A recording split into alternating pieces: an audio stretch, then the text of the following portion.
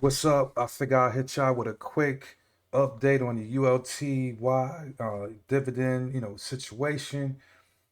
So right now, the port is currently at almost 2,800 shares, as you see, 2,792 shares on the pullback where people are crying, oh my God, ULT is at damn near $5. We're in the trenches.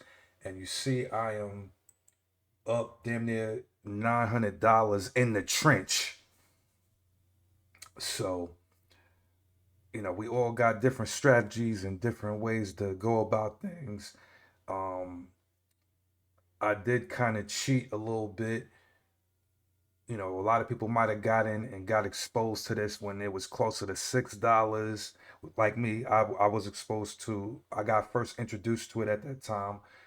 But what I did was when Trump got on the mic the first time around that August and said some shit and everything tanked, I sold out my entire position, let that shit hit the bottom at that time, which was around 540, 530. Then I brought back in. And then, of course, when he got on the mic and fucked up again, tanking everything further down, then I just averaged in, with more shares as it went lower and lower. So, obviously last week's bullshit when he sunk that motherfucker close to damn near to $5, that's when I threw another 2 G's into there. Bam. All right, cool. We good now. So that's what that is. So I want to touch on just some of the strategies that I've been using with the portfolio. I've like been taking some of the profits and selling some of my shares. So how I'm almost at 2,800 shares by next week when I'm closer to, probably 2850 or something wild like that, I'll probably sell to where I'm back down to 2700 even, use those funds to put more money into my OARC position. As you see, I got 21 shares of that, dividend play. And then I also have just a few shares of QuantumScape. That's the earnings play, playing it through shares, of course. Their earnings is going to be this Wednesday after hours, along with Tesla and IBM earnings. But, basically, the thought is if shit go well, then and those shares go off how they need to, I'll take that little profit and then buy more shares of OARC. The secondary goal is to push my OARC to where I have 100 shares. After that, kind of rinse and repeat to where I get 100 shares of Coney, 100 shares of YMAX, because the goal is to have multiple streams of income, right? So by having these different ETFs paying me each week, everything adds to the pot, making the pot bigger. So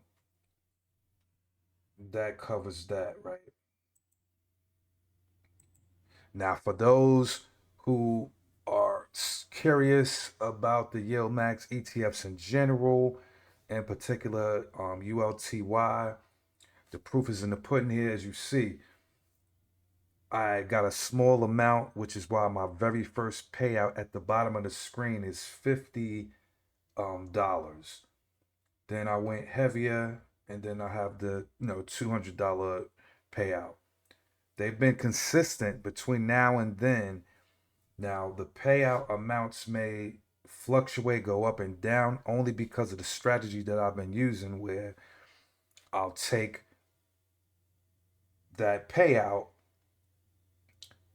So the payout, even though it's set to drip, I'll sell that amount for that week and use that to buy into a next position of what you've seen on my portfolio.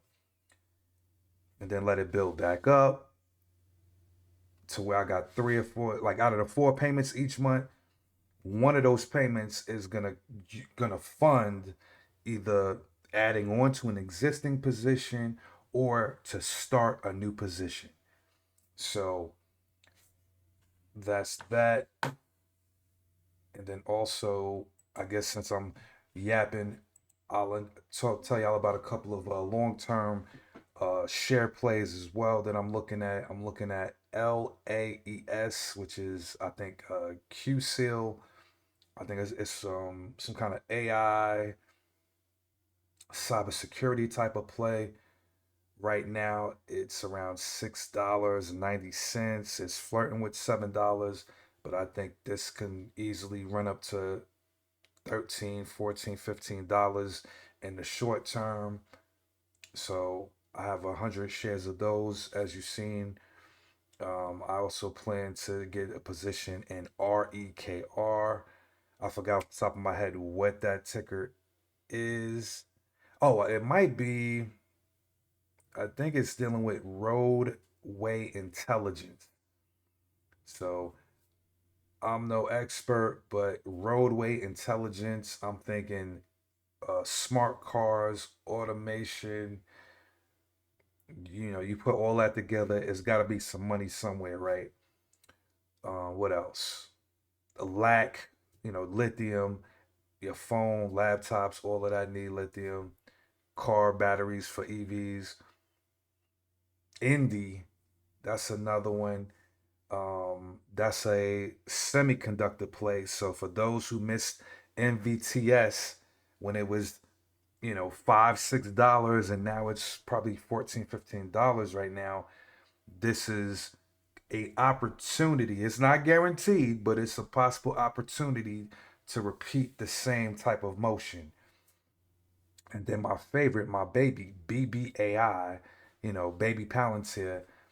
That's another one that I'm trying to, average in and get more shares of as well. So besides that, you got Beyond, which is going pretty good today. Those who got in at, ooh, damn, that's looking nice right there. So those who got into Beyond when it went as low as 50 cents, I know y'all eating. It's at $1.05 right now, $1.05, and they saying it could possibly squeeze to $2. Salute to all y'all getting that money on that play.